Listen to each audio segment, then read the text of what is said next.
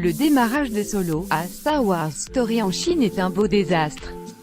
Ceux qui ne se sont pas remis de Star Wars, les derniers Jedi, et considèrent que la saga de George Lucas est en train d'être achevée par Disney et la diabolique Kathleen Kennedy, vont avoir de nouveaux arguments. Avec 10,1 millions de dollars récoltés en Chine pour le week-end de sortie, Solo, à Star Wars Story marque l'un des pires scores d'un blockbuster dans le territoire si convoité, et confirme le désintérêt du public chinois pour la franchise. Le spin-off sur Han Solo, qui aurait coûté entre 250 et 300 millions avec les reshoots, sans compter le marketing, est ainsi une nouvelle preuve que Disney ne pourra pas compter sur la Chine pour gonfler les recettes. Star Wars, le réveil de la Force avait démarré avec 52 millions pour en récolter environ 124 au final. Rogue One, à Star Wars Story, 31 millions pour moins de 70 au final, et Star Wars, les derniers Jedi étaient descendus jusqu'à 28,7 millions à sa sortie, pour à peine 43 après une courte exploitation, marquée par une chute de fréquentation, très commentée. À titre de comparaison, Avengers, Infinity War a démarré à hauteur de 76 millions, pour vite atteindre les 300 millions, et se rapprocher des records de Fast.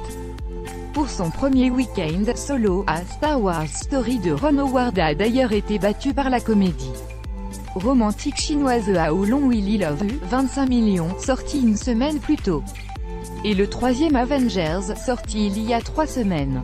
Bref, c'est un vrai échec.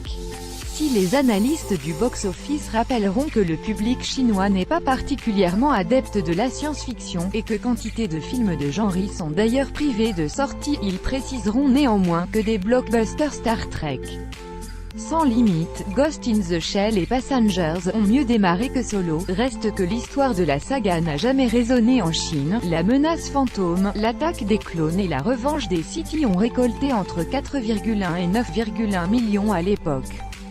Disney et Lucasfilm avaient bien tenté une petite manœuvre marketing en retitrant Solo, à Star Wars Story en Ranger Solo, dans l'espoir de gommer la marque si peu populaire. De toute évidence, ça n'a pas suffi. À l'international, le film devrait récolter environ 65 millions pour son premier week-end. La saga Star Wars a beau remporter le plus de dollars sur le sol américain, contrairement à beaucoup de superproductions, c'est un démarrage très tiède. En France, Solo, à Star Wars Story a là aussi été reçu avec moins d'enthousiasme que prévu ou attendu.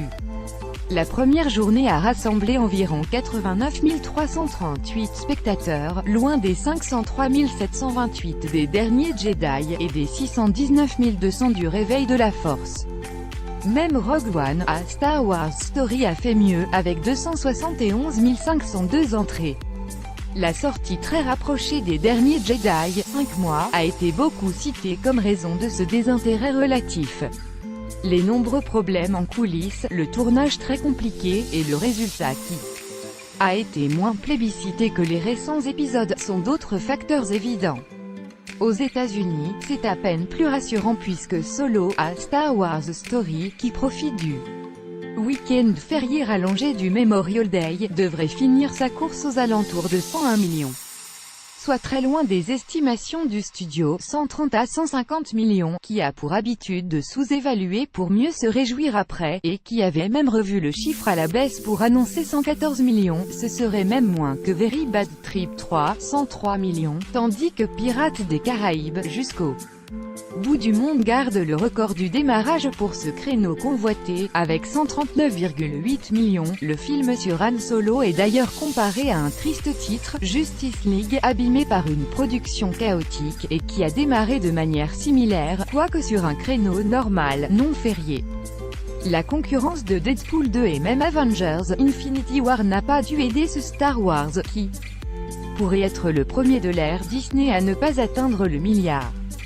Rogue One, qui a terminé sa carrière à 1,05 milliard, avait encaissé environ 290 millions dans le monde pour son démarrage.